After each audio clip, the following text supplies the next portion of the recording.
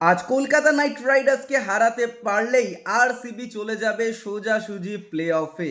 বিরাট কোহলির দলের কাছে দুর্দান্ত সুযোগ এবছরে ট্রফি জিতে নেয়ার। তবে আরসিবির কিন্তু কলকাতা নাইট রাইডার্সের বিরুদ্ধে ট্র্যাক রেকর্ড একদমই ভালো নয়। আরও একটা মেজর সিটব্যাক যেটা দেখা যাচ্ছে সেটা হলো যে রজত পতিদারকে হয়তো আজকের ম্যাচে পাওয়া যাবে না।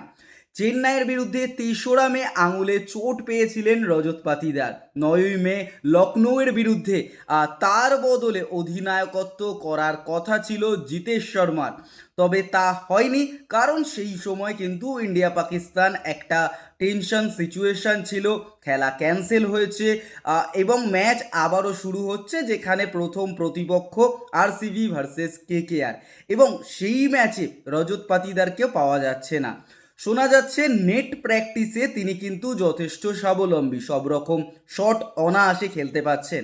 তবে পাওয়ারফুল হিট করার জন্য বা পাওয়ার হিটার হিসাবে রজত পাতিদার এখনও স্বচ্ছন্দ বোধ করছেন না, তাই জন্য আজকের ম্যাচে তাকে হয়তো বেঞ্চ করা হবে এবং সেখানে আশা করা হচ্ছে যে সানরাইজার হায়দ্রাবাদ ম্যাচ থেকে তিনি পারফেক্ট খেলার মতো অবস্থায় আসবেন।